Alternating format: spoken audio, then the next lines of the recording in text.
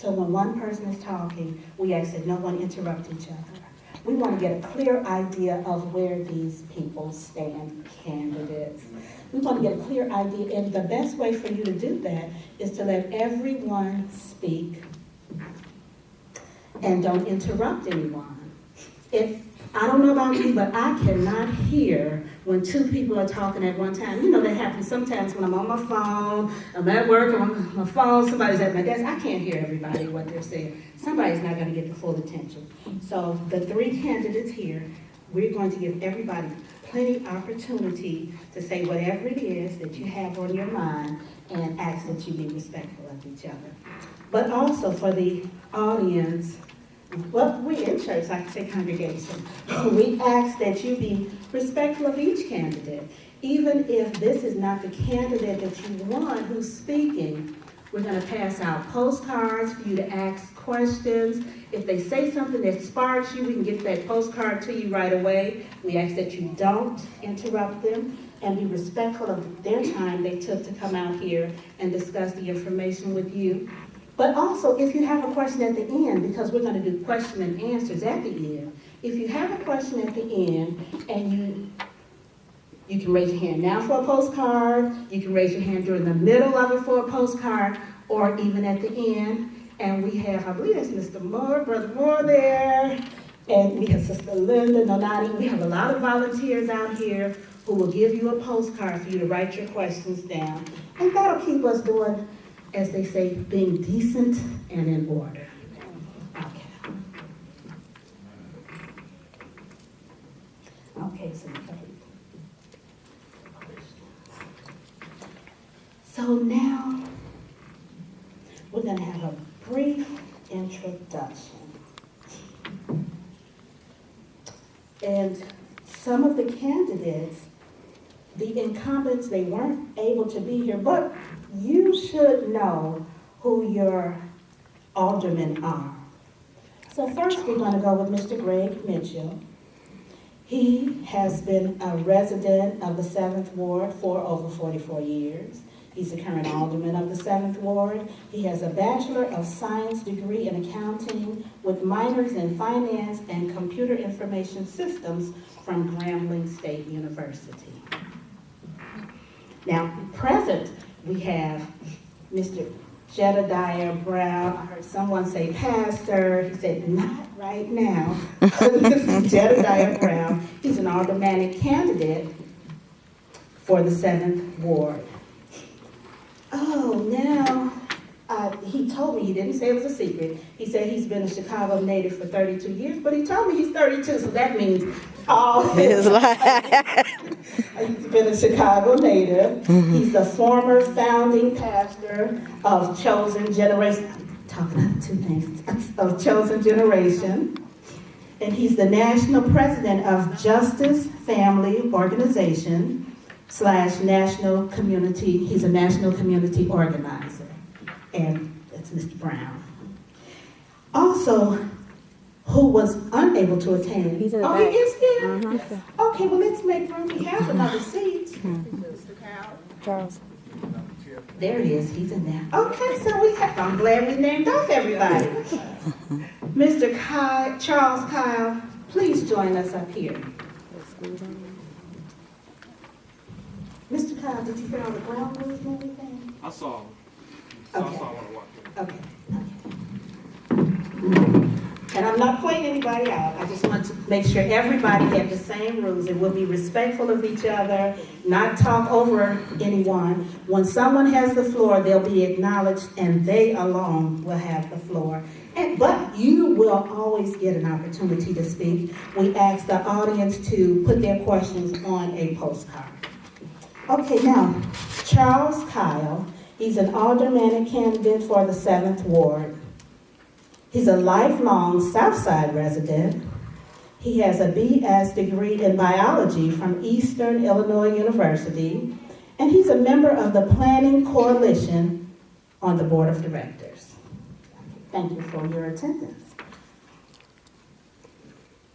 Now, the 8th Ward, the incumbent is Alderman Michelle Harris. She was unable to attend today.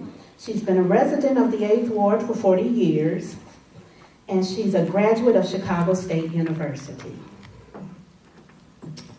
A candidate for the 7th Ward is Ms. Linda Hudson. 8th Ward, thank you, and I apologize. The candidate for the 8th Ward is Ms. Linda Hudson. She's a lifelong resident of the 8th Ward. She has a BA in Business Management from Chicago State University, and she's president of the Avalon Park Advisory Council. That's Ms. Linda Hudson, aldermanic candidate for the 8th Ward.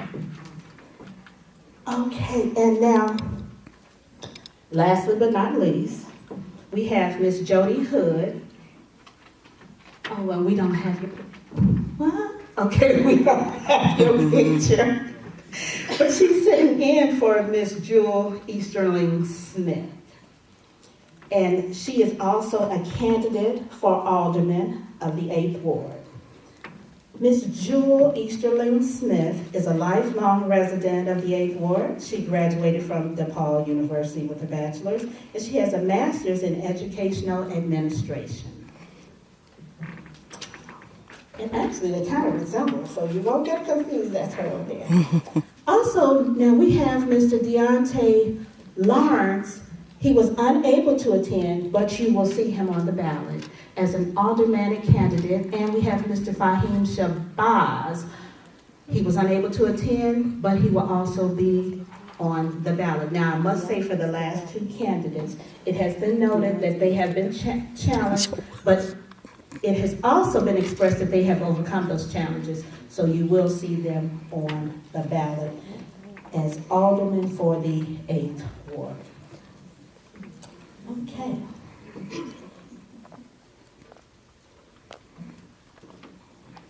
Now the candidates that came a little early, I gave them a little bit heads up. It wasn't really cheating or anything, but they were here. So we're going to ask the candidates to speak on 3 specific agendas. That's the community agenda, and that certainly will involve every one of us. And the legislative agenda is if they're elected, how do they move forward? How do you expect to make things happen? It's going to be through the legislative. And the financial agenda. And this is a very diverse community. I said I've lived here for several years.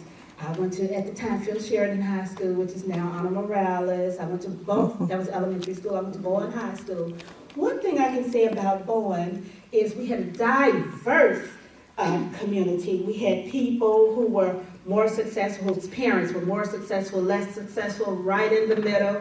We had the blacks, the whites, the Latinos. We had everybody. One thing about 60617, it almost covers everything, that every type of person that you will find in Chicago.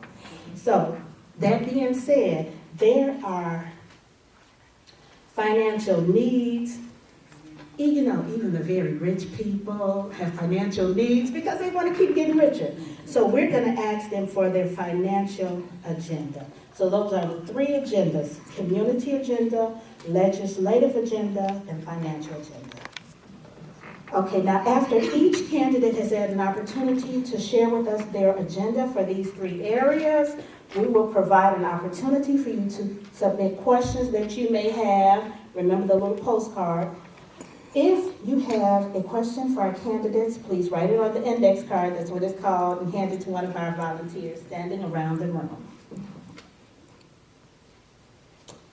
Okay. So in no specific order, y'all ready? Y'all ready? Okay, I want you all to be ready. We're not trying to catch you off guard. We want you to be ready so that the people can get the good information.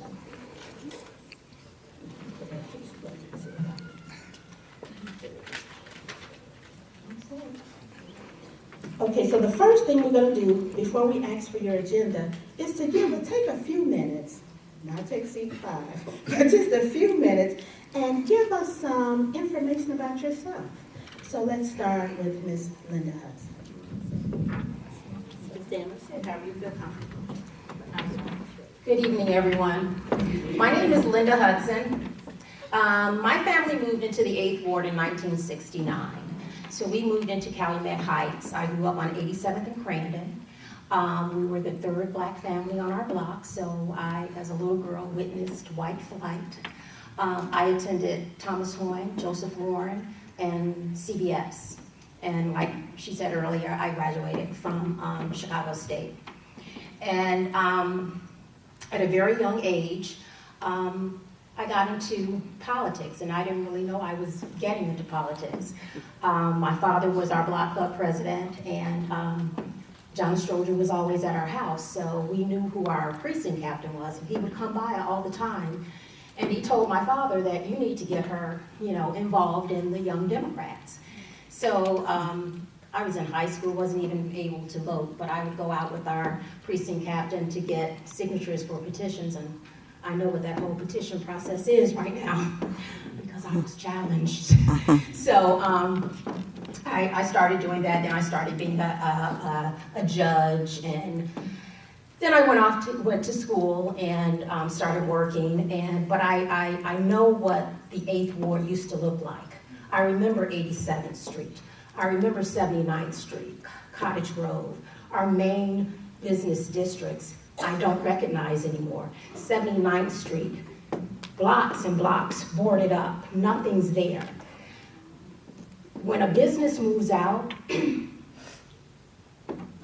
there should be a dialogue. Why are you leaving? What can we do to keep you here? And that's not happening. Too many businesses are leaving. 87th Street, the 87th Street sidewalk sale. You couldn't get through 87th Street. Everyone looked forward to that. Look at 87th Street now. Every other business is closed. What has happened? No one's having that dialogue. There is no relationship with the business owners to make them stay in our ward. So when I see this, my two sisters moved away to California. When they come back, they always say, "Why are you still here?" I'm still here because I have a son. I raised him here, and although I don't like what I'm seeing now, I like my community, and I know it can be better. I know that we need leadership that's going to reach out to business owners. We need to stop patching potholes. We need to stop putting people on lists for infrastructure lights, and you're on the list for 6 years, and no one knows where you are on that list. We need to be able to go to the alderman's office and get answers. Not have someone sit there while you stand there and you're waiting to be waited on.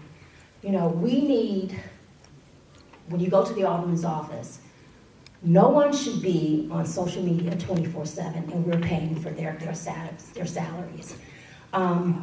When I was challenged for my petition signatures, we all heard about the young guy at DePaul who's running. He's 19. And Madigan sent his people out to get affidavits to say that we're revoking your signature. So you signed my petition in good faith because you like my platform, you like me. Then someone comes behind you and say, that petition that you signed, you committed fraud, and I need you to sign an affidavit revoking that signature. Well, that happened to me. So when we are voting for people, don't just look at their voting record, you need to look at the character also. Because we need some type of legislation so that anyone who wants to run for office, they can run for office. You should not need an attorney to run for office. So those are the kind of things that are happening now. But as far as my platform, I want an elected school board. If you've ever had to go before the school board and talk about your child or what's happening, what's not happening, it's a very daunting experience. And we need people sitting on that board that look like us, that are just everyday people who have kids that are in CPS. We need a police accountability board. We need civilians on that board because too many people that look like us are getting shot down. So those are kind of some of the things that I'm really passionate about. After the 2015 election, I created this organization called EWAC, the 8th Ward Accountability Coalition. And it's basically to make our elected officials in the 8th Ward accountable to the residents. I'm Linda Hudson, and I hope to get your support.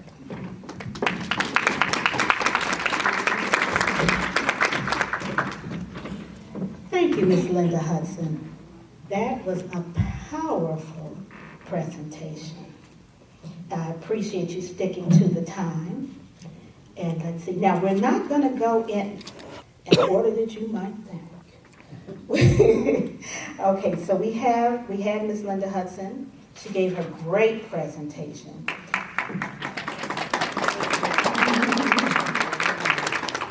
Next, we're going to ask Mr. Charles Kyle.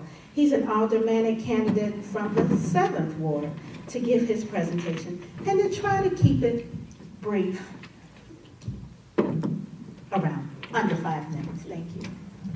Good evening. Good evening. My name is Charles Cal, and I'm running for alderman of the 7th Ward. Just a little background about me. So I did graduate from Eastern Illinois with my degree in biological sciences. I also graduated from Kenwood Academy and Beasley, and I'm a member of Alpha Phi Alpha Fraternity Incorporated. So when we talk about just why I'm running for office and some of the things that I stand for, so when I look at the 7th Ward, or really the Southeast side as a whole, in my short lifetime, it's just changed so much from what I remember it to be. And we had elected officials. We had great, well, not great, but somewhat good elected officials with Ms. Lorraine Dixon and with Alderman Beavers, and these were the stars of our community.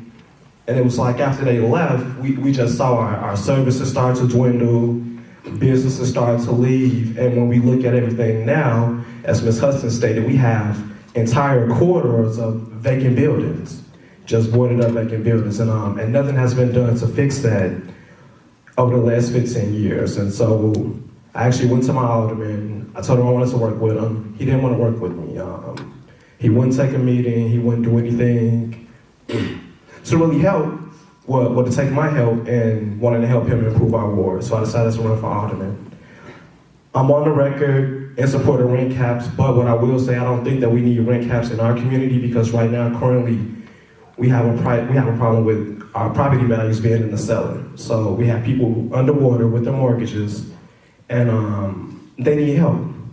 So that's something I'm gonna run on. I'm gonna run on like the school board. I'm gonna run on incentivizing our business quarters to make sure that people wanna come and live and shop in our community. I think that's so important. It's ludicrous that we go to Whole Foods in Hyde Park or Mariano's in Bronzeville when we have stretches of business corridors that can be used right here in our ward. Thank you. Thank you, Mr. Kyle. That, too, was a powerful statement.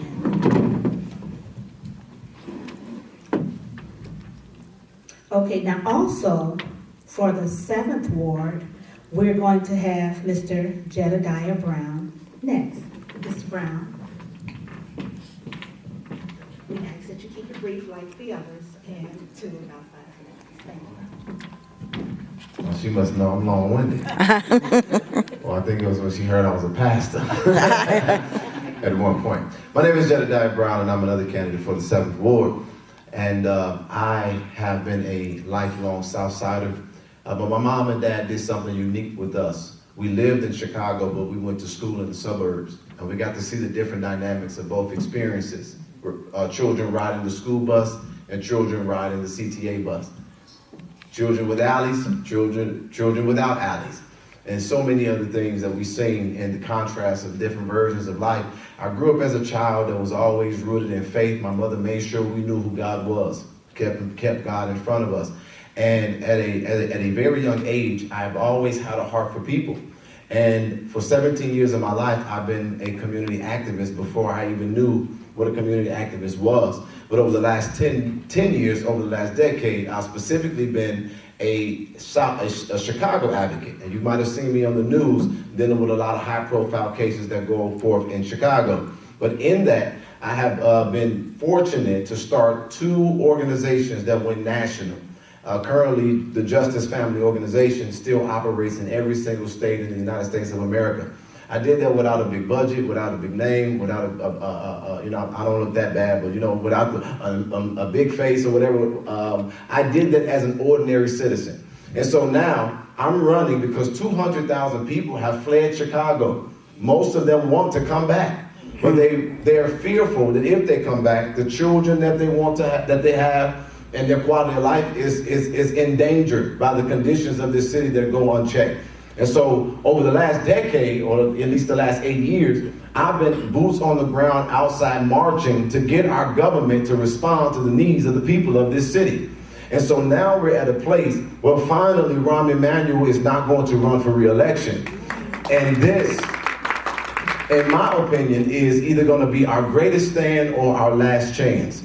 This election is so important to us because the government has been so corrupt, so complicit, and so dysfunctional that everything that we value is now in danger. And one of the greatest gripes for me is that young men and women, millennials, have done what the people before us have done. They've stood up and they've raised their voices. However, because we didn't inherit much as it relates to understanding what generations before us fought, we repeated some of the same mistakes.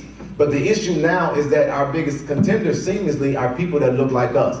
So I've seen a legislature that have been very passive as it relates to advocating and championing our needs. And now they're basically trying to throw their hands up and say, well, there was nothing else we could do. The reason why I'm running for alderman is the same reason that I've been able over the last year to give over $117,000 worth of humanitarian efforts across this country.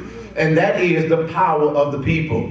The government officials that we've had have not come and organized the communities. Aldermen are not just legislators. They're supposed to be the checks and balances. We haven't seen much of that. They're also supposed to present legislation that improves our quality of life. We haven't seen much of that. But the greatest responsibility of an alderman, and I'm minding my glasses, the greatest responsibility of an alderman is that they're supposed to organize the community.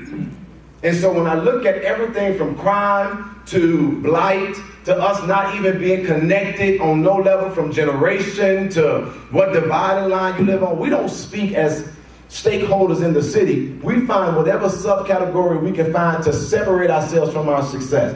I'm running for alderman because I believe that this time we can get a wealth transfer. We've done enough for the north side. We've done enough for downtown. It's time for people who will stand up and say it is time that the south and the west side of Chicago had their fair share as a neighbor in the city of Chicago. And we have elected officials who will stand up for us even when it's not comfortable, and they will come back and get us organized so that we can fix our own problems. I believe we can do it. We have truly been blessed. Yet another powerful speaker. Okay, I appreciate everyone coming. And last but not least, we're going to hear from a representative. We're going to hear from Ms. Jo Hood. She's a representative for Ms. Jewel Easterling Smith, but I'm sure she has her same agenda. I certainly do. Thank you, Karen. And just let me start by saying this is not fair to come behind Jedediah. And my sister who is running had the pleasure of coming behind him at the last forum. So I am representing Jewel Easterling Smith, and she is running for alderman of the 8th Ward. Now, please bear with me. With my baby boomer eyes. Jewel has been a part of this community for many years, working tirelessly to make it a better place.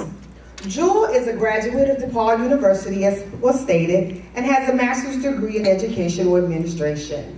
She is a progressive, and her desire is to serve the people of the 8th Ward with honesty and integrity. Jewel will be the voice of the people because she has a heart for the people. She will bring a fresh face and fresh ideas to our corrupt City Hall, putting an end to co-signing on policies and practices that do not serve the best interests and needs of our people. Easterling Smith, better known as Jewel, will make the 8th Ward the jewel that it once was. Jewel is connected. She knows the value of being connected, and that's why she's running for the position. She's going to lobby for our seniors, premier schools for our students with cutting-edge technologies, and STEAM programs to ensure that every child in the 8th Ward is college and career ready. While there are many empty homes in our ward, Jewel will seek funding for economic development and viable business solutions to attract new residents to our area. Jewel will tie TIE and the community together to form a strong bond through T, transparency, I, inclusion, and E, equity. Jewel is concerned. She's genuinely concerned about our community, and she can't win this race without your help. Again, I'm representing Jewel Easterling Smith. She is going to make the ward the jewel that it once was. Thank you, Mrs. Hill. Yes, that also was a powerful statement. We have heard from 4 great candidates or their representatives. You have a lot to choose from. I hope you took some notes. Okay, now let's see, where are we going next? Before we go any further, I would just like for you all to, even though this was we see various issues. Our community in some aspects has been blessed. Some aspects we have needs, and there are pros, cons, good, bad. Our community runs a whole gamut of various issues. So we're going to specifically ask each candidate what your proposal would be to move the community forward as far as a community agenda. So we're going to give you maybe about 3 to 5 minutes, and it could be quicker than that. But what is your community agenda to help move the community forward? Okay, we'll start with My community agenda is a little vast, and I spoke about it a little bit. As far as businesses are concerned, I want to have a relationship with each business that's in the community, so that if a business is having issues, they don't move out. They can come to the alderman. There are all types of funds available to keep businesses here in the ward if they are viable. But my main concern about the community is that we don't have a voice. There are businesses that come into the ward, and a lot of the residents don't want certain businesses in the ward, but we don't have a voice in the type of businesses that come into the ward. So a few years ago, there was a medical marijuana dispensary that wanted to come into the ward. I'm not against medical marijuana. It's a very lucrative business, but when a business like that wants to come into our ward, there should be community input. We had to force the alderman to have a meeting. And in that meeting, which was at Olive Harvey College, the alderman walked out of the meeting because she had a panel of people who were all for the dispensary. There was no one on that panel who was against the dispensary. And just recently, there's a senior home on 94th in Stony Island. My parents are in their 80s, so I am not against senior citizens. But we have senior homes throughout the ward and adjacent to the 7th Ward and the 10th Ward, and they all have vacancies. The senior home on Stony Island was not about a need, it was about greed. To date, the alderman has accepted over $70,000 from the developer. So when these types of businesses come into the ward, there has to be community input. The community should take a vote. When the medical marijuana dispensary came into the 10th Ward, Alderman Susan Garza had several meetings with her constituents, and the constituents took a vote. They voted that they wanted it. So there is a medical marijuana dispensary in the 10th Ward. When we have big projects that come into the 8th Ward, by law, you're supposed to let the residents who live within 250 to 500 feet from that project, you're supposed to let them know that it's coming. That's by law. Morally, big projects affect the whole entire ward. So the whole entire ward is gonna have a meeting. The whole entire ward is gonna have a voice in projects that come into the ward. Those are my big pet peeves with things that come into the ward and the type of things that I want for the community. Thank you very much. Miss Linda Hudson.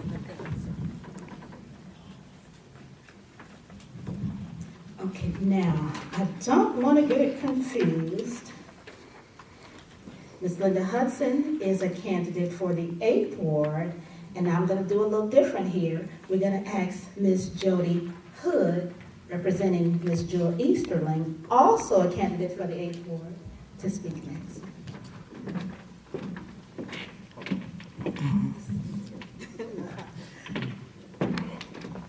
So on behalf of Jewel, she is very interested in community development, and it is a proven fact that communities die when you don't have churches, businesses, and schools. So her main concern is to make sure that we bring the residents back to the empty homes, and when the residents come back, you're going to bring children back. When you bring children back, then our schools can thrive, because that's going to be economic dollars, because whether you know it or not, schools are funded by per pupil funding. So you have the schools, you have the kids, now you have the parents, now we're going to need businesses for the new residents, and then of course, the strong ties of the community, which will be community churches. So that is basically what Jewel has in terms of the community. And on the educational platform, bringing STEAM programs into the community. We do not have a STEAM program in the 8th Ward. We have one STEM high school, but we don't have a STEAM program. And you're wondering, what in the world is STEAM? Well, that is programs that include science, technology, engineering, and art and music. And those programs are so vital because whether you know it or not, the jobs that they foresee for the future will involve STEAM.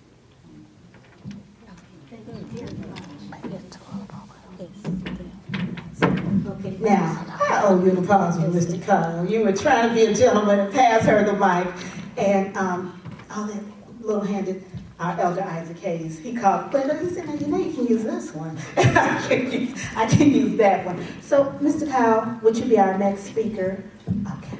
Okay, so in 2015, I wrote a blog piece called Runaway Train, the hijacking of the African American youth. And so in that piece, I talked about the 3 pillars of our community: education, community agencies, and economic development. Now, we have, I think, a 20,000 student vacancy at CPS. So not only are our businesses dying, but our schools are dying. And when we talk about our communities, particularly in the Black community, the school is the epicenter of the community. When I used to work for CPS, I used to work in the north side, I would have parents who would put 3 or 4 kids in a 1-bedroom solely so that their children could go to school down the street. You know, so when we have high quality schools that people actually want to send their kids to, we have people coming to the community. So the first thing I want to do for the community is make sure we have fully funded public schools. Make sure we have a fully funded local school council. A lot of times people feel like when I look at a local school council, well, these are, you know, the old people who don't got anything to do. But these are the people who are vested in the community. They're vested in the education of our young people. And I think that if we had more funding so that they could actually go out and publicize and market the local school council, we would see more community buyback into the program, into the local schools that we have. And then just in terms of the public safety aspect, my first time meeting a lot of the community stakeholders was at beat meetings, so 4th District beat meetings. And what I learned was that young people didn't go to those meetings, so they didn't know what was going on in our community. I think that if we had more funding for community policing, we would see a decrease in crime because more people would know what's going on. They would be more active. They would know that, hey, I do have someone on my side in terms of if I don't want to make a phone call, I can have someone, you know, who works my beat with me. I can have someone who goes to the beat with me, make a phone call, because the community policing is what really works. When you go to the northwest side, when you go to the southwest side, they're calling the police. The residents are. And that's how they keep their communities safe. And that's my agenda for the community side. Thank you. Thank you very much, Mr. Kyle. Now I get to sit down. Okay, and last but not least, we'd like to hear your community agenda, Mr. Jedediah Brown. Awesome. So, in order for me to discuss the community agenda for us, I have to marry it with the financial agenda. Chicago makes millionaires all the time. Well, no, Chicago keeps millionaires, and the rest of us poor. So for me, I believe that everything is rooted in ownership. Yes, the schools are the epicenter of community, and a utilized park is demonstrative of a thriving community. And so I believe that a lot of the issue with us is that we don't feel the sense of ownership in our neighborhoods that I believe people once felt. And so for me, if elected, the first thing that I plan on doing is utilizing the precinct captain system as checks and balances. Is that me? Utilizing the precinct captain system as checks and balances. Please excuse me, ladies and gentlemen. And that where the community in every precinct, we have 49 and 7, they will elect an individual who will be a representative of that particular precinct, who will be responsible for autonomously holding the office accountable. Because I'm looking at the long term here. As well as, I believe that we need to expand the oversight of the Attorney Inspector General downtown, because that's where a lot of corruption keeps being unchecked in our city government, because they keep voting against somebody holding them accountable with what they do with public funds and resources. But with that, I would like for that to be oversight from the city council and oversight from the community. And this is why this is important. When the community has participatory budgeting, whether you have 49 precinct captains and they're responsible for organizing their precinct, they're not the alderman's muscle, but accountability, then it will give people a greater sense of control over what happens in the community. As well as if a developer or a business owner want to come into the neighborhood, they must agree to hire from the community, they must agree to a community benefits agreement with the community, and they must introduce themselves to the community. A lot of the times we have an issue with our business owners because there's no relationship. And not only is there no relationship, but there's no contingency plan. That if they ever decide to leave the neighborhood, we already know who's going to replace them. If we lose a shoe store, well, Sally down the street always wanted to open one. We'll get her the training and the resources to run it, and that same council will vote them in. So my whole plan for the community is to get it to a place where the $1 million that even comes to the alderman's office in a participatory budget, they determine what projects get funded. And as the alderman, while they're determining the projects, I'm going to City Hall, to the state legislature, or even to the federal government, lobbying for more resources for us to continue this process going. Elected officials are not just confined to what City Hall does for them, but they also must be able to have relationships in the private sector for private investment for the neighborhood. And so when I look at my community, the reason why we don't have what we need is because we're not again together. And people don't feel ownership. And this is what I'll say with our young people. If we can start getting them jobs and allowing them to do some of the construction and some of the skills that need to be done in the community, they won't loiter so much. They won't commit so much crime. You know why? Because they'll look at what they've done to contribute to creating a thriving community. And when we say we don't have funding for programs in our parks, we don't have extracurricular activities for our schools, we don't have people that want to come to our neighborhood and open a business, the truth of what we're saying is we have not tapped into the power of the 50,000 people who live in the community. There is somebody in that community that has an idea, a dream, or an invention. They just need an elected official that will be a partner and a representative that will go down to City Hall and get what they need. And when you organize it in a way where there are precinct captains and there are stakeholders that are talking to each other, you'll find out that they will communicate more. And when we communicate more, we'll stay outside longer and we'll be more mindful of what happens. We'll take care of everybody's children. We'll take care of all of our neighbors, and we'll be the front line of our own success. Thank you so much. All of you had some great ideas. I took that right back. Okay, all of you had some great ideas, and it's very impressive.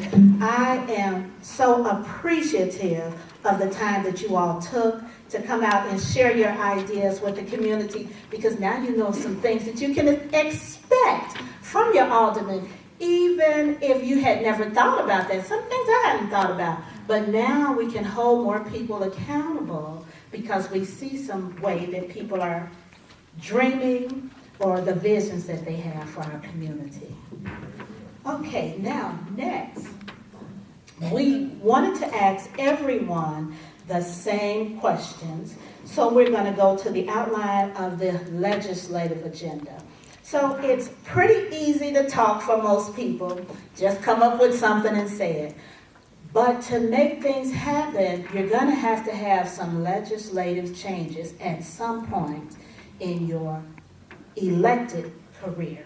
So now we're going to ask our candidates, what specific legislation will you introduce to move your community agenda into actionable governmental policies? So let's start with Mr. Brown this time. So did you get that question? Would you like me to repeat it? I got it. Okay. Yeah, both the mics. Oh, Lord. I'm sorry, you want to get me out the way this time, huh? So, again, everything that I'm running for is about the power of community because, again, it is how I live my life every day as a national organizer. Some legislation, or basically the issue with our legislature and city government is that they allow everything to be passed to them that they're supposed to vote on. But not only that, there's not many aldermen who actually present legislation, if you look at their voting record, including mine. And so what needs to be done is that we need to be adding legislation that speaks to the quality of life of the people who we're representing. For example, I've done some research and identified that over the last 3 years, Treasurer Kurt Summers had a high yield return of strategic investments with the city's resources. And that yielded $100 million in funds that was not earmarked for any project. The issue with our legislators is that they didn't feel the urgency of our pain because they don't show up in our pain and be besides us when we are in pain. They didn't feel the urgency, so they wrote the legislation to stop it from immediately impacting and hitting the community. If you want to know what that legislation is, it's the Catalyst Fund, for if you want to fact check it. But then when I've done further research, I see a continued trend of our legislators not knowing how to negotiate. They don't know what to ask for. And when they see things like that, they stall it because it's not intended for us. There's an active plan to gentrify us out of the community. So the very first thing that I plan on doing as an alderman is to draft up a memorandum of understanding with the city of Chicago on the behalf of the 7th Ward that we are against policies of gentrification and displacement. And then I believe that rent control is something that we need because we don't have a minimum wage for people to have a decent life quality even in our community. As well as I believe that we need to be placing a demand on the city to to reform our TIFs. We need to have civilian oversight of our police department, and we need individuals that are conscious of the fact that we have contamination and lead that is being unchecked, and we need to audit every single book of Chicago and all of its sister agencies to find out where the money been going, because we've been paying our taxes, but we haven't seen much return. I would not vote 100% or even at all with a mayor who doesn't put equity in his budget or his ordinances. If you want to vote from us, the 50,000 people that's coming to the meeting with us, then you have to make sure that we know that the funds are going to come to our community second to no other neighborhood in the city. And so with that being said, a moratorium of understanding, and then another thing that I would like to present to our city, and we need to get more into partnerships. We're 300 detectives short. We're about 900 police short. We need to start giving the power of public safety back into the hands of the community.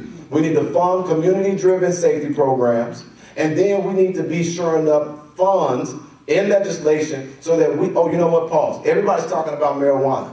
Marijuana is the new reparations for the black folks. You don't got to raise your hand because we're in church, but some of y'all smoke that MJ. And this is what I want you all to understand. Is marijuana is going to be the #1 consumer sold product in America come 2024. And so let me step out of my seat with this. We have criminalized, or we have allowed them to criminalize people of color with marijuana, and we don't like the smell of it, and we can't stand how it makes people act in life. But this is what I want you to understand. is that there's going to be licenses, dispensaries are here, licenses that are coming here. But listen, we need to be making sure that the ordinances about who get the resources for the marijuana, it goes to the same communities where the most arrest was made. In other words, they're going to have to give it to black and brown people. The same people you locked up are the same ones you need to enrich.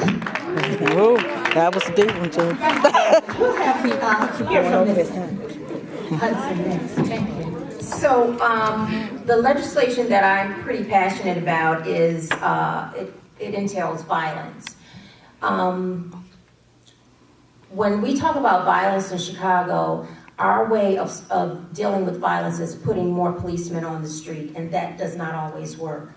When we look at New York and LA, two of our peer cities that are much larger than Chicago, violence has reduced dramatically. In New York, in 2018, they had 280 homicides for 2018. LA, crime is down by 30%. In 2018, Chicago had over 500 murders, and that was down from 2017. So what New York and LA are doing is they have violence prevention strategies in place. And what that entails, jobs, prevention, intervention, counseling, trauma counseling for families. And all of that has reduced crime. We don't have that in Chicago.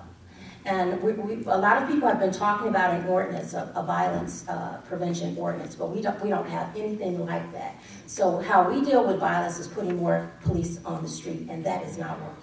We do that every 4th of July, or we think 4th of July is going to be, particularly violent. We put more police on the street. It's not working. We need a violence prevention strategy in place here in Chicago. Thank you very much. And would you hand the mic to Mr. Kyle? One of the first things that I want to do is make sure we have major tax subsidies for our vacant buildings and our vacant properties, particularly our vacant business corridors. So if I'm a small business owner, I want to open up on 87th Street or 79th Street, and I'm looking and the taxes outweigh what I would make in profit, that's not a smart business investment for me or myself and my family. But if we have tax incentives, will say they don't pay taxes for 1 or 2 years, or they get a tax rebate back, now they can turn a profit. Let's say we do that for 2 to 3 years. So now they've actually made some money where they can pay back into our tax system. So now we have a bigger tax base because we have more businesses paying into it. I think that's pivotal to making sure that our communities are revitalized. Also, what I would do is make sure we are holding banks and landlords accountable for their vacant properties. When you drive through some parts of the Southeast Side, what we see is blocks of vacant houses, blocks of vacant apartment buildings, and they become an eyesore. But more than an eyesore, what they do, they decrease everyone's property value. So even if it's not on your block, if it's a block of vacant buildings, a block away from you, you're going to suffer. But I think if we hold banks more accountable, we hold landlords more accountable to keeping up their properties, everyone's property value is going to rise. We're going to see people start to come back to our business corridors. We're going to start to see families moving back into our communities because they're going to come, they're going to see, and they're going to okay, this is somewhere where I can see myself living, as opposed to going into a block and it's busted windows, vacant lots with glass in them, boarded up houses for as far as the eye can see. So that would be the two things that I would push through legislatively. Thank you. Thank you very much, Mr. Kyle. Yes, Ms. Hood. So again, I remind you that I am speaking on behalf of Jewel Easterling Smith, so I only have what she has given me.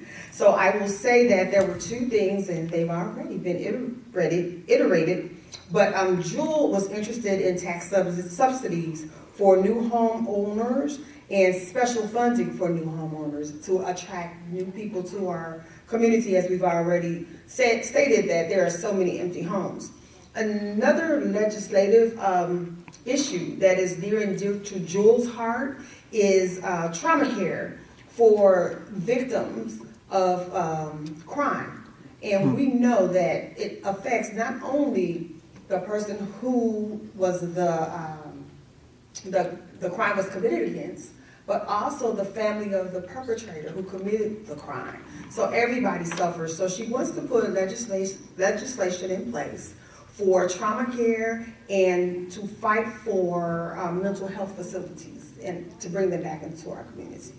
Thank you very much, Mrs. Hood, for Miss Easterling Smith. Okay, now, I don't know about you, but if I could roll all of these 4 people together, I'd have my person, I would have my mayor. They have said some fantastic ideas. We have a good group, let's put it like that. Okay, now last but not least, and that was the legislative agenda. And these are really bright people. We are very fortunate. I always knew that this was a good place to live. I moved away once, I moved right back. And this is just an example of how fortunate we are, the intelligence of the people here. And I always knew that, our group of people were very intelligent. Here's the proof right here. Thank you all very much. Now, last but not least is the financial agenda. And finances, well, let's put it like this. I'm going to go with scripture. We're in church. I can do that. Money answereth all earthly things. So the finances are very important. So we would like to, let's start with Mrs. Hood this time. And you can just pass the microphone straight down. Thank you. All righty. Well, Easterling Smith is she's very much against raising taxes. So one thing in our financial structure, she definitely wants to have some type of stabilization of property taxes. But we know that we need money to operate. But she is looking at alternative tax solutions. She's also interested in bringing jobs and businesses back to the 8th Ward to keep the money in and not let it go out. Thank you. Thank you very much. Mr. Kyle. So, everyone likes to make money. So I'm gonna go back to the home values. So on the northwest side in Norwich Park, a bungalow is worth $500,000. On the south side, it's worth $150,000, maybe $250,000 at the most. The same bungalow, same style, built in the same year, a $250,000 difference. And that makes the difference in whether or not we are doing well as a community financially. How do we get there?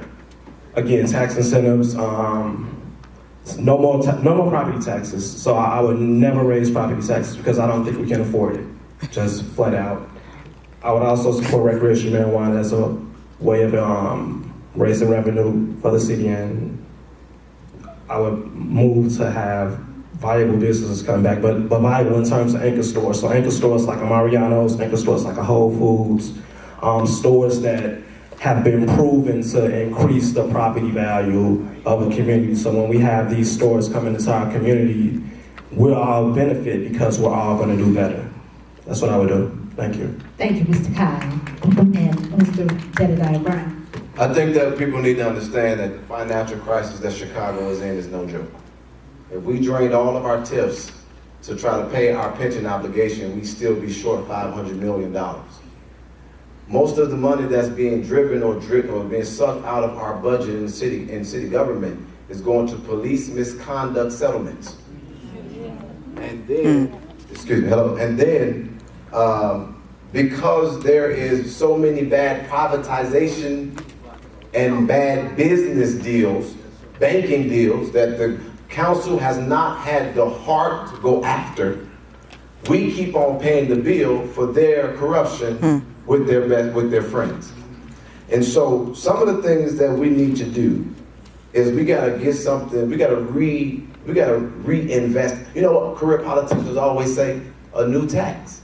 Politicians always say tax this, tax that, tax this, tax that. I said this was the first time I thought that people were stealing out the store in droves because everybody was holding their groceries in their hand. I said everybody's stealing. They said no, they don't want to pay that bag tax. But what the problem is in Chicago is that you spend 30 days and it's like your food stamps come on the first of the month. For me, being a single man, when I had a food stamp card, I only got about $230. You got that much? Now the last week, I didn't really eat. You did good. So once that money came in, I felt like I was rich again. And I went in there and bought more snacks. than I did me. And that's what's happening with Chicago. It's too much wasteful spending. There's too many corporate loopholes, and we keep taxing the people out of the city. We're losing our tax base. We don't have viable businesses, and whoever becomes the mayor, they better keep those cranes up downtown. Because if downtown catches a cold, we're gonna have pneumonia. The other issue is that we keep talking about wielding power, but we don't even control our own commerce. When I look at my neighborhood, there are very few businesses, but not many people that look like me.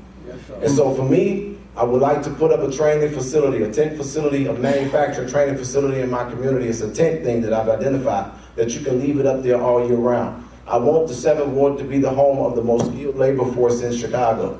And no matter where they're hiring in Chicago, they always come looking in our community. But then beyond that, I believe that we have to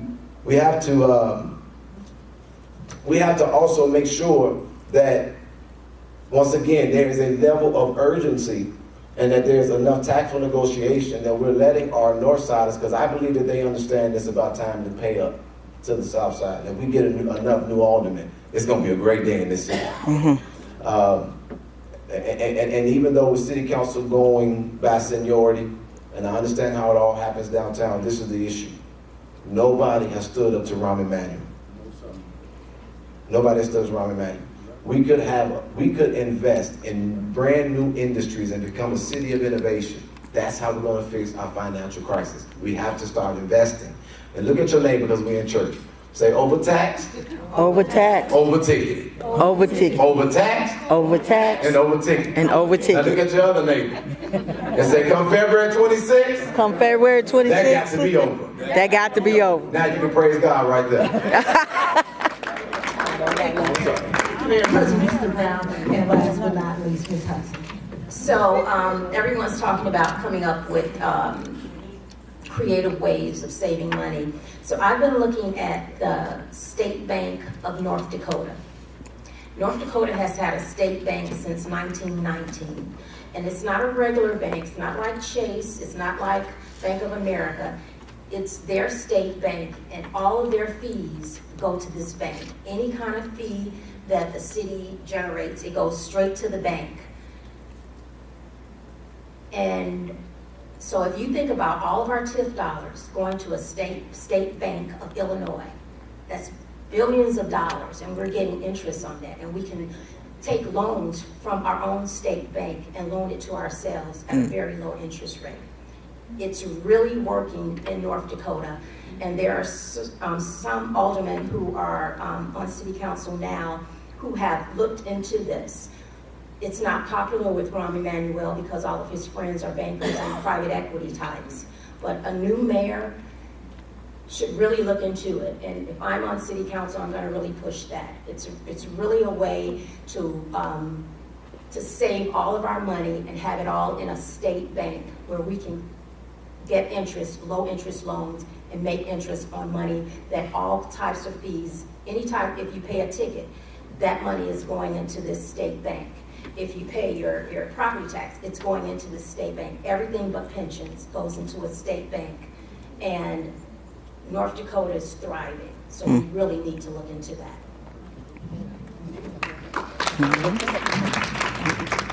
Thank you very much, and thank you to everyone. And we're gonna leave that mic over there. I'll keep this mic over here. Okay, so now we have the, oh, wow, we're pretty early though. It's not even 7:30. Now we have the questions from the audience. While the candidates were speaking, you all were writing questions and they were collecting the questions. So we have quite a few questions right here. Does anyone have a question that was not collected? Okay, raise your hand and look at all these volunteers we have here. They'll come by and get your questions. I am now. While we're doing that, thank you. While we're doing that, we'll start with the first question, which is for all candidates. And if you don't mind, we'll just pass the microphone from Ms. Hudson straight down. Okay, for all candidates, Now, this is a two-part question, but I'm a little leery on the second part because it kind of goes against the ground rules. So the question says, why should voters elect you and not your opponents? And I'm gonna ask you not to answer that whole question. We get the ground rules, you're not gonna say anything negative about your opponent. So just answer the first question. It's from the Chicago Tribune. Why should voters elect you? Voters should elect me because I have fresh ideas. I believe in term limits. I believe that no elected official should be in office for 50 years. If I'm elected, I just want to be alderman for three terms. And during that time, I'll be mentoring someone, not just one person, but several people. But ultimately, you, the voters, will make the decision who the next alderman will be. You should vote for me because I have fought for the 8th Ward.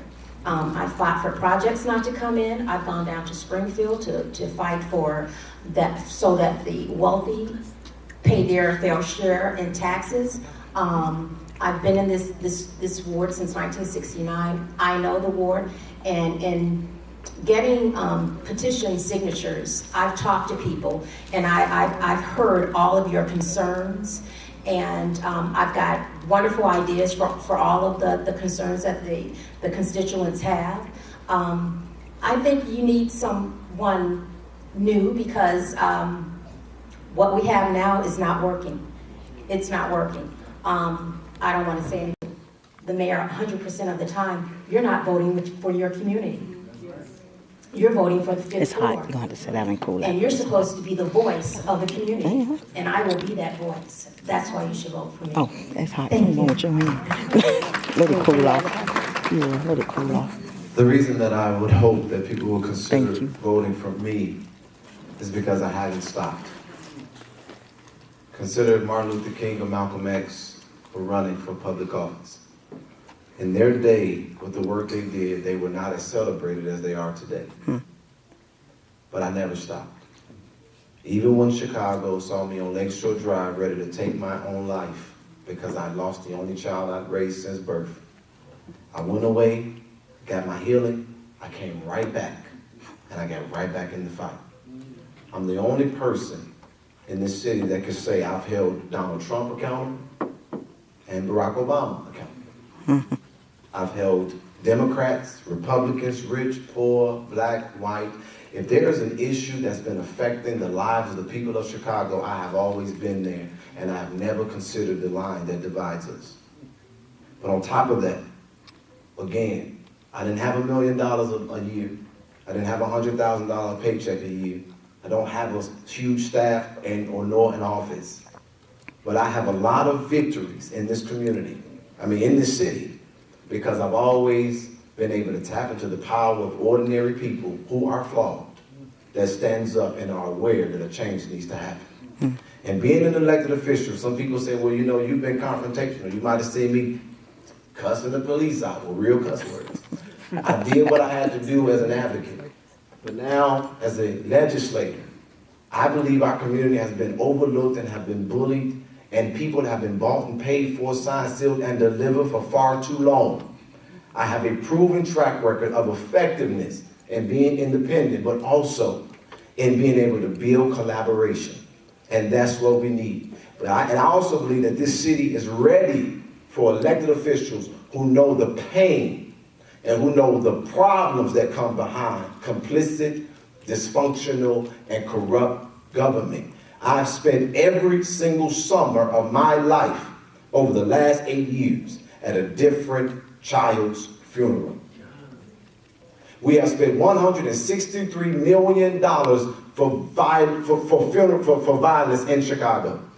And as simple as this, while we were out there marching and protesting, being criticized, being lied on, losing our jobs, our houses, and our cars, people saying we're paid provocateurs, us being slandered all in the media, we never stopped. But this is what I want you all to really hear me say today. That in that, seeing that pain, there's no way that I could ever go down to city council and be comfortable with a system that have left our people oppressed for so long. I believe that the seasoned folks have paved the way. It's time for some people to believe and let our generation deliver and celebrate the work that you have done for us. Thank you. Thank you, Mr. Brown. Mr. Kyle? I think you all should vote for me because I've been an advocate for the Southeast Side for the last 10 years. I've worked with Alliance of the Southeast. I worked at St. Michael's Archangel, which is on 83rd and South Shore Drive. I used to be a writer for the Southeast Observer, which was a newspaper here that focused solely on the Southeast Side. That's actually where I got to see the majority of the ward and really fell in love with the Southeast Side. When we talk about what do we need for our ward, we need an alderman who's going to be transparent. We need an alderman who's going to bring back the democratic process to the ward. We need someone who's going to make sure that everyone feels included in the process, everyone feels that they are a part of what's going on. We want kids to be able to play in parks. We want people to be able to be proud to say that they are a resident of South Shore, that they're a resident of South Chicago or Calumet Heights or Jeffrey Manor. We have to get back to that because when we get back to community pride, that's when we're able to do better as a people. And that's why I think you guys should vote for me. Thank you. Thank you, Mr. Kyle.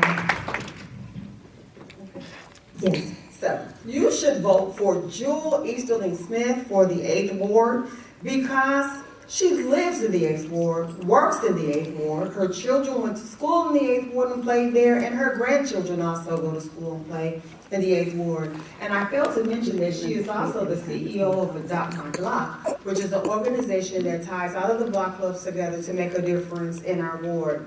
Her platform is simple, and if you will just simply remember the acronym TIE.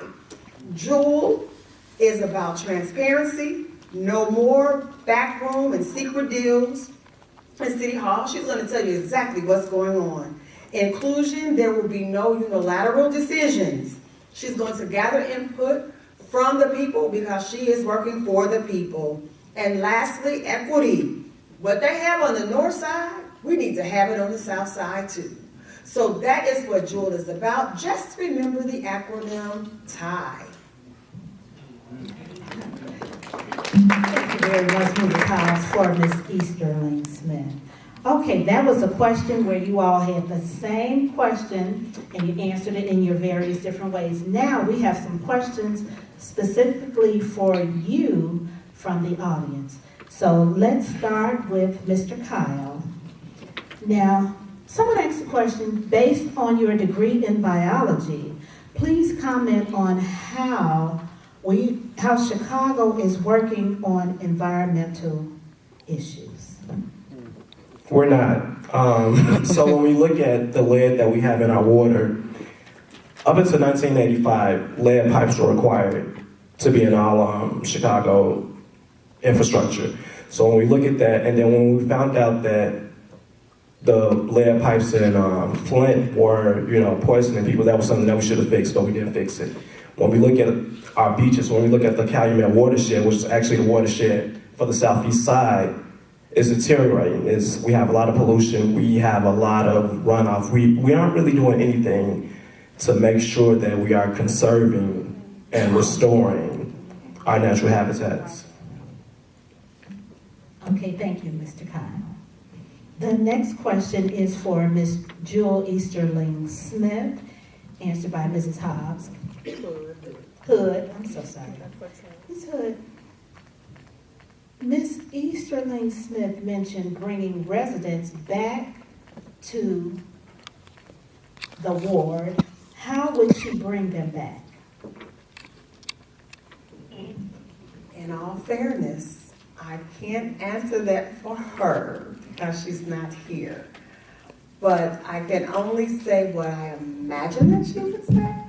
And she, as before when we were talking about tax breaks and working with the lenders to make sure that they have good rates to encourage them to come back and buy homes in our city. So I'm just guessing, so I am so sorry, but I tell you what, I will give this question to Jewel Easterling Smith, and you can dialogue with her at her website, friendsofjewel.org.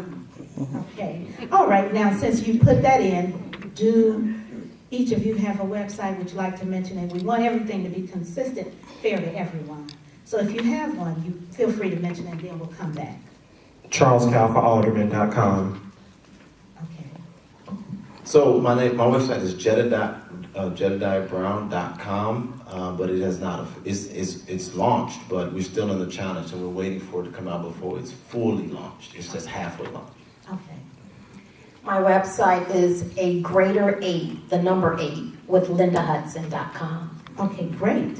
And you can just keep that microphone, Ms. Hudson, because the next question is for you. You answered a Tribune question. I favor a city-owned casino under certain conditions. Please identify the certain conditions. That the tax dollars, where are they going to go? If those tax dollars from the casino are going to go to education, I'm for a casino. Just to say that we have a casino, it's not enough. Casinos make a lot of money. We want some of those tax dollars to go to education. Thank you. Okay, and we have an individual question for Mr. Jedediah Brown. Mr. Brown from the Tribune. How should CPS respond to shrinking enrollment? I believe that we should have fully funded schools, and we can make our public schools just as attractive and just as special, and have them specialize in areas just like our charter schools do. So I think that there needs to be a moratorium on charter schools in the city of Chicago. And another way for us to make our Chicago public schools more attractive is that I believe that we have to start marketing, and people shouldn't underestimate the power of marketing, but we need to be marketing our public schools in a better light. And then we need to, unfortunately, I hate to say this, but we have to find a way to increase and incentivize parental participation. I think that a lot of times when you look at charter schools, you see that there are more, they have more room because they're not under some of the same constraints that we have with our public schools, like who they can hire and the skill sets they must have. And so I think that we need to reimagine our public schools, making sure that the technology ratio is 1-to-1. Every child has the same technology across the board. We need to make sure that all of our schools are adequately funded the same, that the testing is standardized across CPS. And I think that we need to start tapping into the demographic that we're serving. So a lot of the teachers need to reflect the kids in the community. And so if you have teachers that look like the children, then they will be more prone and apt to paying attention and learning. That's been proven by studies. There are so many things that Chicago public schools can do to increase the participation. But with my particular community, we have a lot of great schools. But when I talk to a lot of residents, and according to our research, a lot of the schools are deemed unsafe. We have to make our public schools safe so that our parents want to put their children there and know that they will be taken care of. Okay, now that's all of the individual questions for now. Now this is a question, I just don't know how I should ask that, but it's a little lighter, so I'm just gonna ask, dog park needed? Dog park needed? Okay. Yes, yes. So I am the president of the Avalon Park Advisory Council, and from the street, Avalon Park looks like a little tiny park, but it goes way, way back. And there are so many people in the Marion area that have dogs. We would love to have a dog park. We have them on the north side. I mean, there are certain restrictions that we have to have, but we've got the land at Avalon Park, and it would be wonderful if we could have a dog park in Avalon Park. Okay, thank you. Yes, I think that we should have dog parks. Up north, they got dog beaches. So them dogs, they're living good. But I remember the first time that I left my neighborhood, I was younger, and I went to the north side of Chicago, and I saw about 20, 25 dogs were roaming around. They weren't attacking each other, and nobody was scared. I was confused. I never seen that side of dogs, because in my neighborhood, all dogs were trained to be vicious. That we seen, and then in the homes, the house dogs, we didn't see them because we didn't know our neighbors, we didn't go in the houses. And so I believe that dog parks are not just for dogs. Those are places where community is built. Because within that same system of that dog park, you also saw people patting each other's dogs, talking to each other.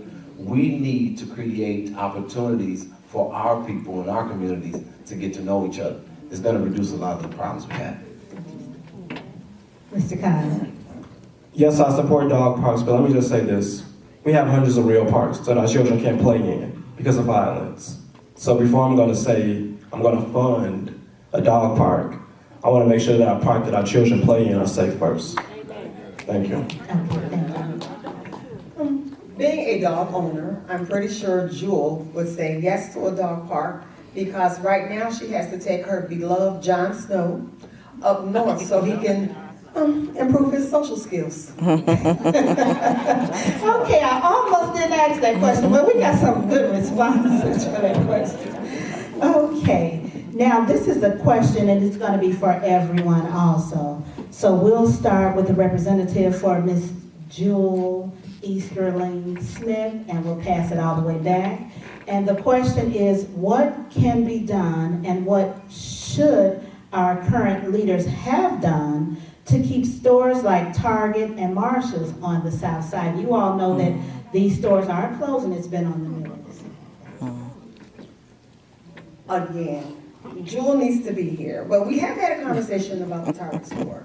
And from what I gather from Jewel is that the real reason that Target left is because they got a better tax break up north, and that's why they went there. So I believe, again, in equity, whatever they're doing up north, they need to do it on the south side too. I believe the lie that was told is that we were stealing too much, but let me tell you, white folks steal too.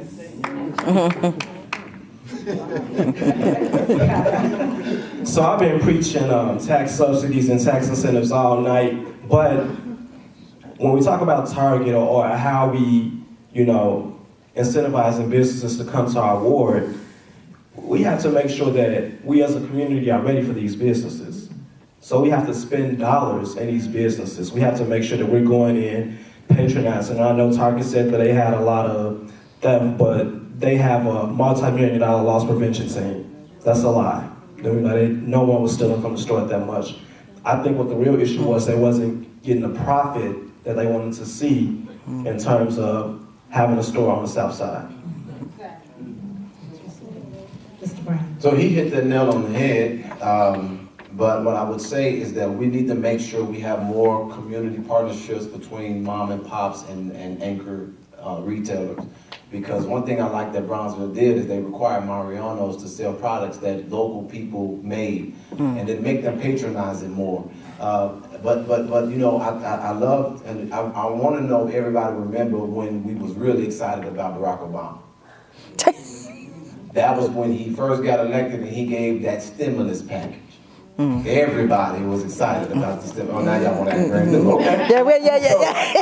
I'm proposing a Southside stimulus package where with some of the reform with the tips that we actually port funds to the South Side so that we can attract anchor businesses and even open up new mom and pop stores in our community. The issue for stores is that, or that I've noticed with retail, my mom has been an entrepreneur all her life, is that when you have local buy-in, we tend to look for stuff just to have something there. But it needs to be something that meets the needs and that is coordinated. There's so much sporadic development, it doesn't last. So we need to have things that are done with needs assessments, and we need to research what kind of businesses the community need and that they will support and patronize. And then we need to build them, and we need to make sure that when they're built, that there's a contingency plan. And how do you do that? We keep talking store, but we have not found identity. What is the identity of the neighborhood? Because when I go to Lakewood, I know their identity. When I go to Bridgeview, I know their identity. If I go to Mount Greenwood, that's the police town. I know their identity. So we need to start talking about the identity of these neighborhoods, and then it'll guide us to what we want to target. And then I've also learned this, that again, when you have a organized community, you don't have to beg anyone to come to your community. They'll drive to your community because they know that you're organized and you'll support the business. Thank you. Ms. Hudson. So this goes back to TIF reform. Target got some of our TIF money. So when we give you money in 30 years, there should have been a plan in place. And there was no plan in place. Just like WVON, we gave them $1 million and they're leaving. They're leaving. You guys didn't know they were leaving? Yeah. Big for sale sign out front. Yeah. They said bye. They are leaving. So we keep giving these businesses our TIF dollars. And that goes back to transparency. We don't know what our elected officials are doing with our TIF dollars. So in 2013, A. Finkel and Son came back to the south side, didn't come back, moved to the south side. They were on the north side, Lakeview. We all know what that looks like. Lakeview got tired of the pollution and gave them $22.5 million of our TIF dollars. Homes in that area,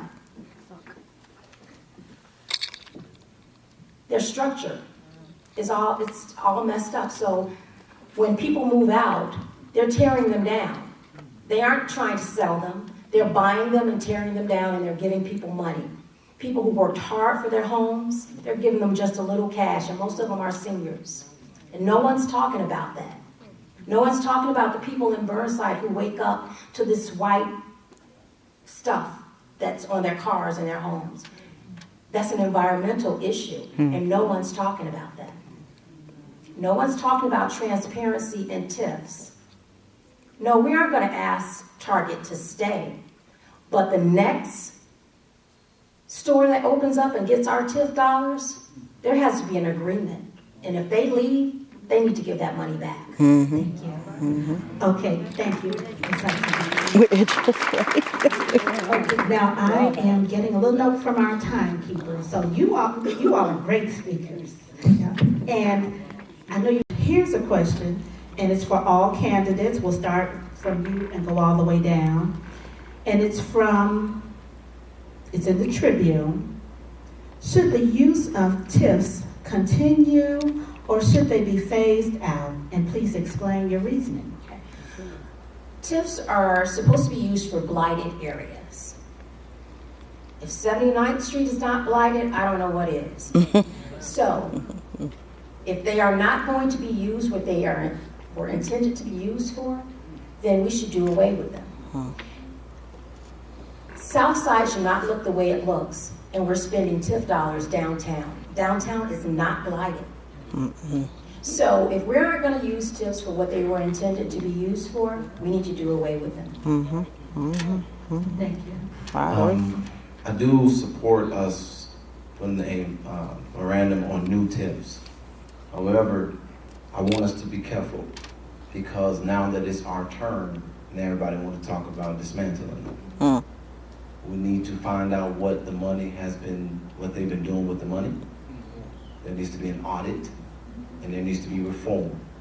TIFs are a great tool that Chicago has, but we just need, again, elected officials who understand that your number one job is checks and balances. The mayor should not have autonomous control over the TIF, nor have the ability to use it as a slush fund.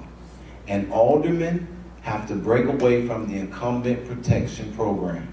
In other words, you have to start negotiating with other aldermen to make an agreement so that the TIF benefits can start being ported to communities that have been historically underserved. Now that they have robbed us of everything that they can think of, they're saying less aldermen, no more TIFs. You know, the machine is finally crumbling. And now it's time for the people to recognize, especially on South and the West Side, it's our turn. So no new TIFs, But I don't think we do away with tips. I think we start using them for what they would genuinely apply for, and we need to make sure in our automatic offices that all of the information is at the fingertips of the constituents. You should know where every single tip dollar goes, especially it's right away every time it moves. Thank you.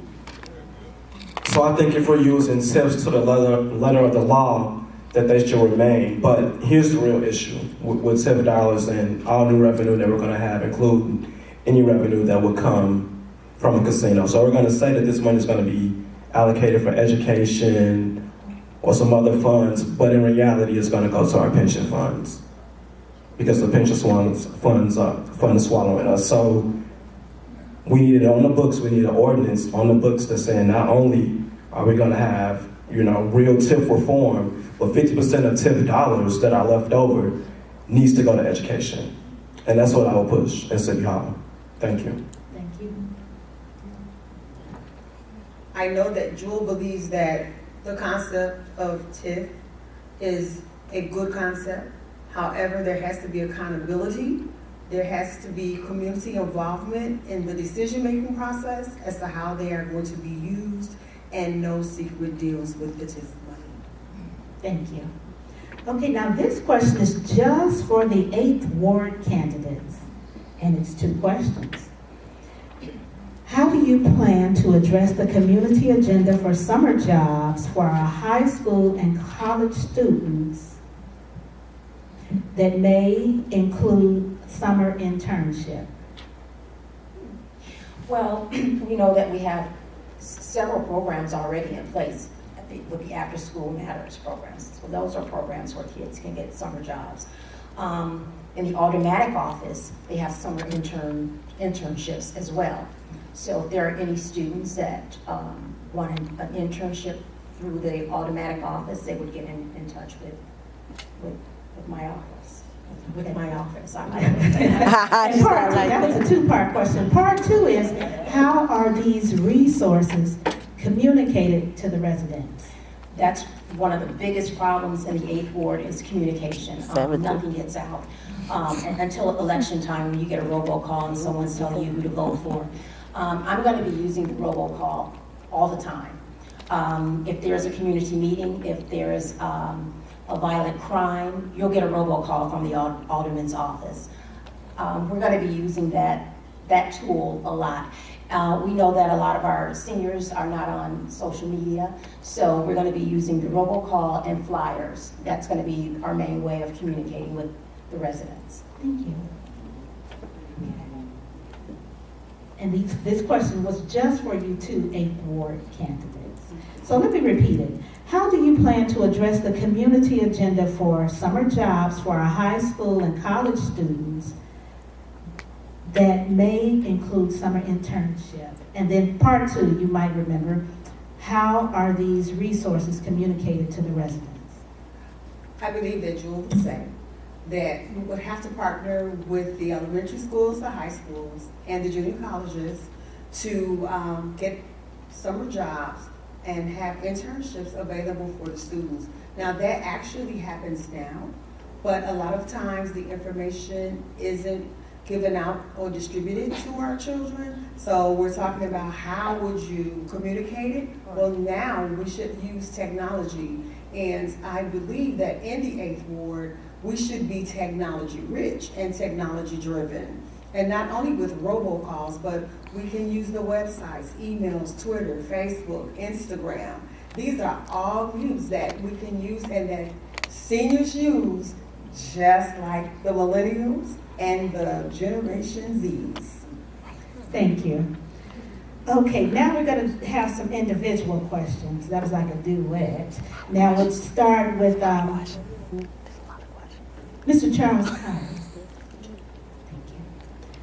What's your plan for reducing violent crime? That's a question from the Tribune. That would have been good for everybody, but it was just addressed to you.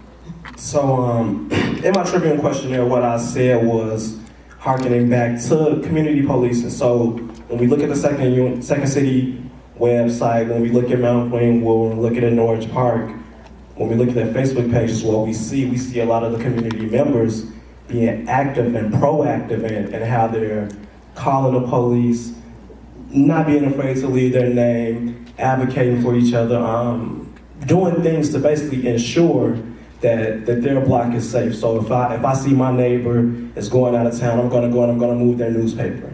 If I see someone, suspicious, I'm gonna call. And I think once we start to do that more as a community, once we start to deter the small crime, you'll start to see a decrease in the violent crimes. But more than that, what I said also in my Tribune piece was that more businesses have a direct correlation to a decrease in crime. I've never saw anybody sell a loose square in front of Chipotle. You don't. So when you have more businesses, you see a direct decrease in crime. Thank you. Okay, now that was an individual question, but that's such a good question. We're gonna let all of the candidates have an opportunity to, let me repeat it. What's your plan for reducing violent crime? Well, I actually addressed that with the violence prevention strategy that is now in place in New York and in LA that's reducing crime. The strategy is a community effort. They are reaching out to community, to clergy, to schools. They're trying to target kids who they think are at risk. It's with jobs, it's with mentoring, it's with counseling for families, and it's intervention and prevention. And it seems to be working in New York and LA. Thank you. So I actually was an auxiliary, part of an auxiliary unit for SSA 514932, as well as in the Chicago Housing Authority. I was an officer. And I believe that those programs are essential because just community level, community safety programs. And so again, as I stressed, within Chicago, we're about 900 officers short on patrol, and we're about 300 officers short on detectives. I think that we need to focus our funding on getting more detectives, because detectives have more time to build relationship and to dissect information. A lot of the times our patrolmen are only there to respond to the issue, and then they kind of leave out. But when you have detectives, they kind of learn the lay of the landscape. And so I think Chicago needs to focus more on closing that gap in our shortage of detectives. But also, we need to cut back, I believe, on some of the CAPS funding, because I don't really see where it's going to anyway, to be honest. But we need to write into the city of Chicago's budget a partnership with the residents, because public safety is a partnership. It's not going to be the police who come in and make our neighborhood safer. And that gives us an opportunity to create jobs. And so we create a job where officers are making $30, $40 an hour. $30, $40 an hour, but then you have community policing where they can make $16 to $22 an hour, and they can patrol the business district or certain areas that are designated, that are maybe high crime areas in the community. You'll have more coverage. And so it's a little radical, but then there's one other thing that it's kind of hard for me to flush out in less than 2 minutes, but I believe that we have to stop criminalizing the behavior of our young people, and we have to start guiding it. And in other words, when I was a resource officer, I learned who the gang members were. I learned who the troublemakers were. Everybody is not too far gone that you can't save them. We need to get wraparound services for our young people that are salvageable, and we need to, as a community, identify the troublemakers and let the police deal with them. But we need to start resourcing, empowering, and educating our young people so that they can also participate in public safety. And I don't have enough time to go into that, but you'd be shocked at how many of our young people don't know how to read. You'll be shocked how many don't even have an ID. But when you begin to get into their spaces and help them get these things that family structure that is not there, having given them, you find allies. And so as an alderman, I'm going to be out there in the streets with the young people, organizing them also to take public safety into their own hands. And that's how we decrease public safety problems in Trumbull. I was an officer. They had the LI5s kept coming over to shoot up the neighborhood. But once we got them organized, the LI5s weren't coming around too much more. Okay, thank you. Jedediah just about said it all. He didn't leave anything left. But Jewel also believes, as Jedediah does, in wraparound services and a holistic approach where you have all of the agencies working together to solve crime. You have the mental health agency, community policing, education, economic opportunities, and mentoring. But one other piece is that with violent crime in our community, not only do we have the crime committed, but the crimes go unsolved. So again, using technology to solve those crimes, and that will be a deterrent for people committing the crimes. Thank you. Okay, now we have two questions that are individual, and I know I imposed on Mr. Kyle's individual question. This question is for Ms. Hudson. How can we bring mental health services back to the community? I think it's something that our elected officials can do. I know we had our facility at 87th and Constance, and it is so greatly needed. City council members voted it out. They said there was no funding for it. It's amazing we can find funding for a lot of things, but we really need to find funding for a mental health facility. I see people walking up and down 87th Street in Stony Island who could really use those services. And most of our violent crimes are caused by people who have some type of mental issue. So in City Council, it's something that we would have to work on and finding the money for it. But that's something that I would definitely be open to finding money to reopen that particular one. Okay, thank you. Now, everybody wants the same opportunity to get a round of applause, so would everybody like to answer that? Not necessarily so. It's something that I'm very passionate about because, again, I had a moment that Chicago witnessed, but it was misdiagnosed by the public, properly diagnosed by the experts. We have to know the difference between a moment and a condition. So many of our people in our community are not struggling from as much mental illness as we think. There's heart problems going on. We don't go to church as much. We don't believe in nothing. There's no hope. There's no opportunity. There's no parents. There's no family structure. Over 22,000 children in Chicago public schools go to school homeless. But there are some mental health issues, and I've not been able to identify the sources of funding for them, but I know that it is a priority for Chicago. And so with that being said, I believe that until we can find the mental health funding, we need to at least start hiring people to come train the community residents to identify mental health crises, and we need to start being able to differentiate somebody that's having a breakdown versus somebody that has a condition that's undiagnosed that needs medication. But I'll be honest, in our community, they keep, here's a quick story. I adopted two young men, Israel and Gerardo, and they were on Redland when I got them. They were on these drugs. I found out that they didn't need those drugs. They just needed structure. They were always drained in like zombies. In school saying they were mentally ill, Child Family Services said they were mentally ill, but when I got them structured, they didn't need the medication. And so what I've learned is that they've used this narrative of mental illness to prey on our ignorances because it's a lucrative business. And they target the black and brown community because we have to just get back to family structure, get back to God. And while we're doing that, we'll find the funding for the mental health. So I remember when the community mental health closed, which is the agency that was on 87th and Constance. Dr. Carl Bell actually kept running therapy sessions on the property because of his commitment to mental health services. So with that being said, the first thing I want to say is we as a community have to first get past the taboo of therapy. You know, we aren't comfortable with therapy. We aren't comfortable with talking about our mental health. We have a lot of children who suffer from PTSD simply from growing up in Chicago. but they don't know that they have PTSD because they haven't been properly diagnosed.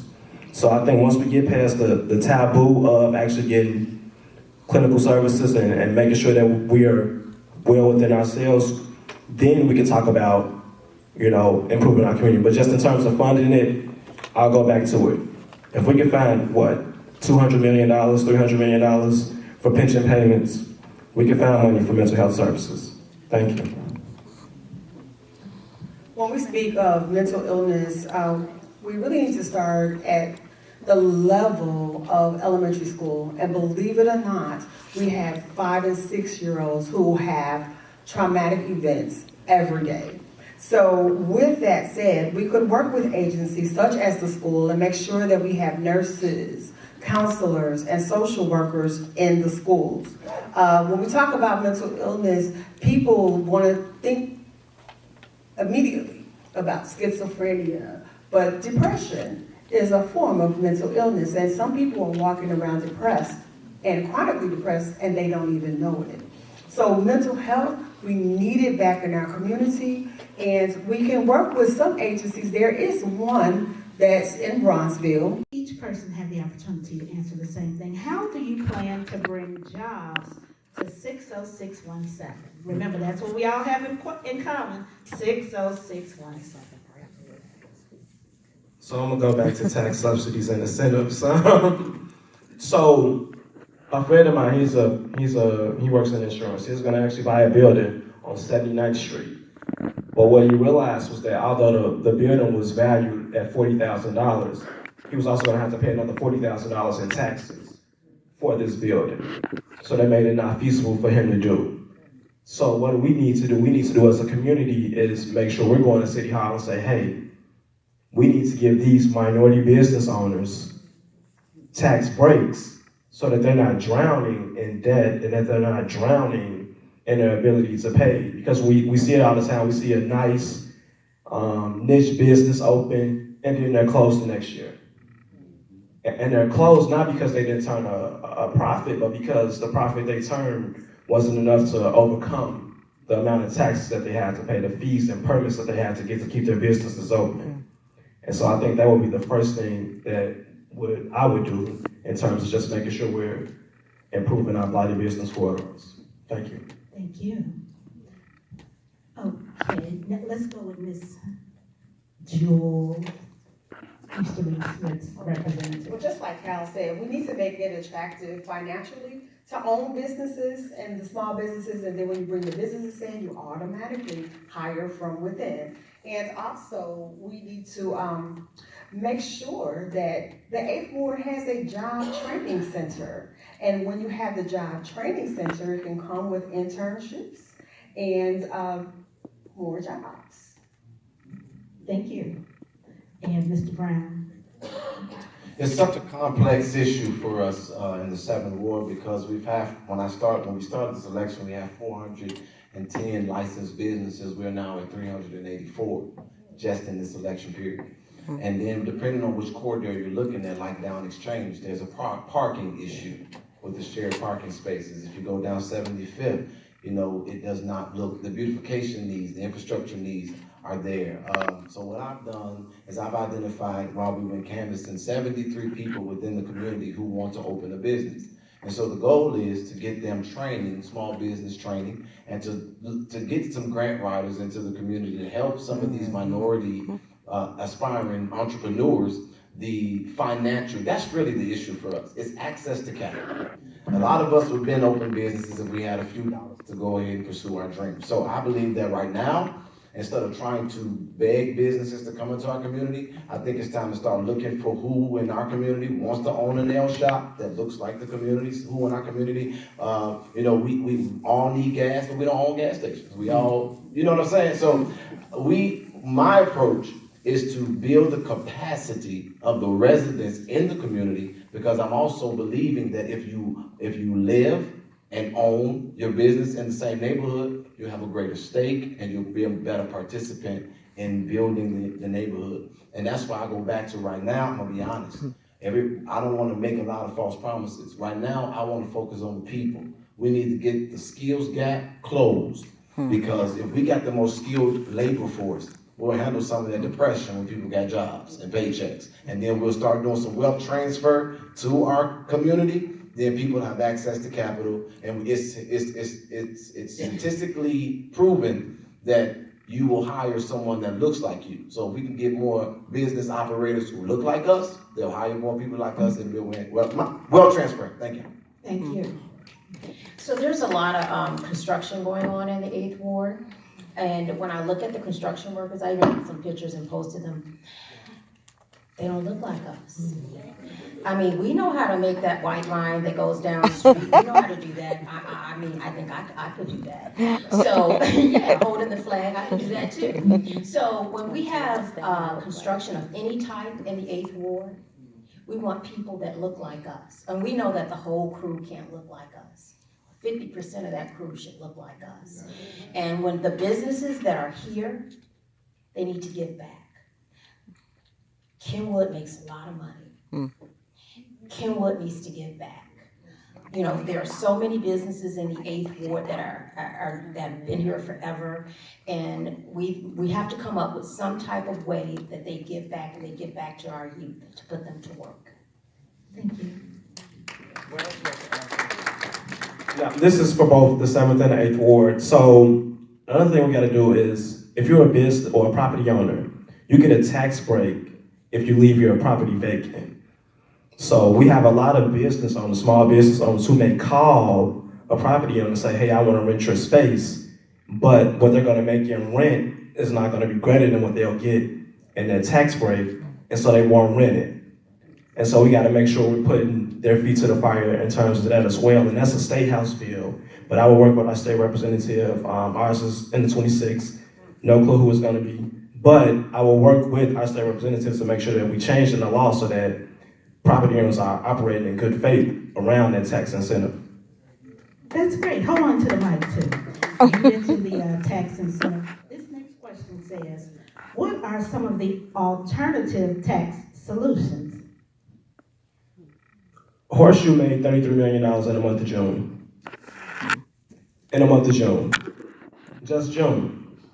I think that we need a Chicago casino. I think that would greatly help in terms of generating revenue for the city of Chicago. I also support recreational marijuana, but those would be the two main things that I would support in terms of alternative solutions, but no property taxes, no more nickel-and-dime taxes, no more amusement tax, wake up tax, breeze tax. We have a lot of taxes. Every time I look up, it's a new tax. And I would support those, but Chicago casino, recreational marijuana, I would support. Okay, that's great. On top of that, I'm taking a hard look at Maxfield, having another airport. Another airport. But I really believe that a lot of our issues financially is just simply around corruption. And so corruption and the lack of innovative investment. And so for me, I think that we need to reopen the conversation around the consent decree, because I believe that the time limit is starting to run out on that. And we need to renegotiate the FOP contract. We have to close these corporate loopholes. There has to be a full audit of city finances and all of its agencies.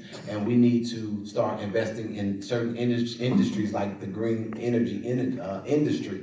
And then here's another thing. I would like for the 7th Ward, there's no way that we got Lakeshore Drive and South Shore Drive and the lakefront, and it's not a tourist destination. We need to increase tourism, and we need to give people a reason to stay here and a reason to come back. Because if we can actually have festivals, that's one thing that I wish my neighborhood had. If we have festivals, they generate money. If the seniors had activities, I saw a senior this morning. I was on my way to a meeting, and I saw a senior sitting on a fire hydrant waiting on the bus. And so on 75th Street. And I'm thinking to myself, that is so unfortunate that we've allowed the young guys to dictate what community looks like instead of, dealing with that. But my approach, and why I'm saying that is because that senior resident, if there were more amenities for that senior resident, they would do more in the community. And that would be a way that we would deal with some of the financial crisis that we have instead of taxing people.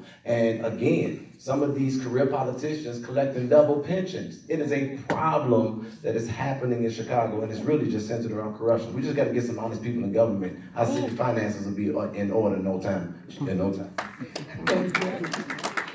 So, I'm not a big fan of casinos, but I know that they generate a lot of money. But I find it very hard to believe that Rahm Emanuel made it very clear he did not want the casino. He wanted the casino south. So if the casino comes, it's going to affect Black and brown people. So we need strategies in place to help people who have gambling problems. You know, that should be a part of the whole of it coming, because we know people that, you know, spend the whole check at the casino. And so it's gonna bring some tax dollars. The marijuana and the medical marijuana, that's gonna be the big thing. And it's coming whether we want it or not, it's coming. Pritzker said he wants it, and I'm sure we're gonna get it. But we wanna make sure that those tax dollars, if we get one in the 8th ward, we wanna know where those tax dollars are going. We want to clean up our 4 business districts. So if we get a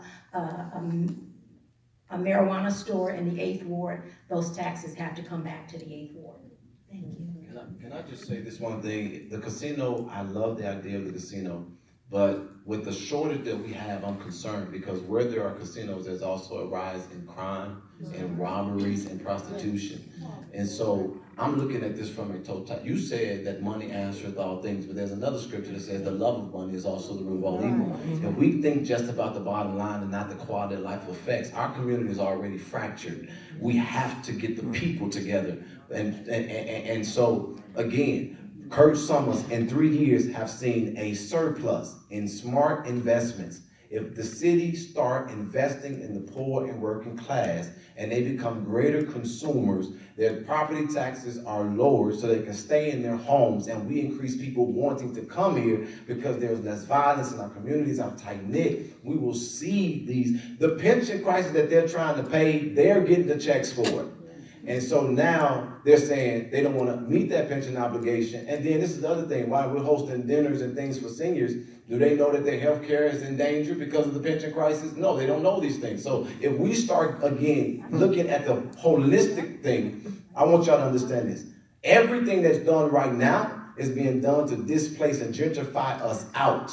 We got to get organized. And the casino could be good, but it also could be a nail in the coffin, just like the Obama Library. But Okay, Oh, now, it's a excuse center. me, let's, without a community benefit. It's a we're center. gonna make wrap-up statements. Would you like to make a closing statement?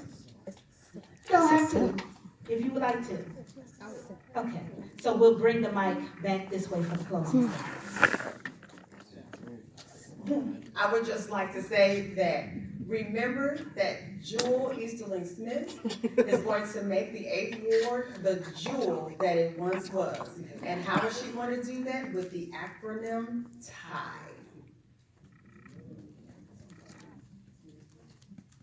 My name's Charles Cal, and I'm running for Alderman of the 7th Ward. Thank you. I gotta be real clear here now. I didn't say we don't want the library. Mama, go black folks ain't going for none of that. We need a community benefits agreement with the library. Amen. I'm running for alderman because I believe it was, I can't remember who it was, but it was one of the presidents. I think it was Roosevelt who said that an effective politician is the one who says what the people are thinking the loudest and the most. I believe that our community has been so overlooked and forgotten about. I believe that our people have gotten away from the essence of what we are capable of. I'm running to give access to government back into that control of the people because I've seen the beauty of it. I've seen the beauty of people that are inspired to move. But this is what I want you to understand.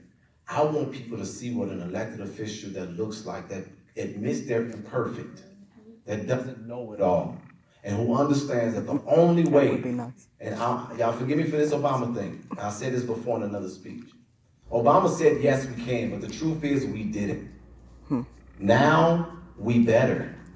Because if we don't, we will see the Obama Library, but it's going to be as visitors instead of as stakeholders that benefit from them finally developing what we've been holding on for decades. We got to get serious. This is our time. I hope that you all consider me as a candidate. Thank you.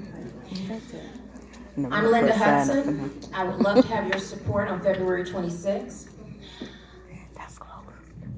Stony Island is going to be the gateway to the Obama Center. And right now, Stony Island is a hot mess. There is nothing there that's gonna bring tourism. We need to clean up our business districts. We have one full-service grocery store in the 8th Ward. Does anyone know where that store is? It's the Jewels on It's the Jewels. 75th. That Jewels is a hot mess. A couple weeks keep ago, saying someone that. went in there and they That side said of they the have street is mice. The produce is not fresh. Yeah. We have one. You go on the north side, they got 5, 6 different stores they want. We don't have a decent sit-down restaurant in the 8th Ward. When I've been going around getting petitions, people say, I'm a vegan. I gotta go out of my ward. I gotta go out of the ward to eat a decent meal. I gotta go out of the ward because the Park District doesn't have the kind of programs for me and my kids. I gotta go out of the ward to do everything. We want everything that the north side has. Even our parks are different. Even our parks, we don't even get what the north side gets. I'm Linda Hudson, and I'm asking for your support. Thank you. We have heard from some great candidates. Can we give them all a round of applause? Yes.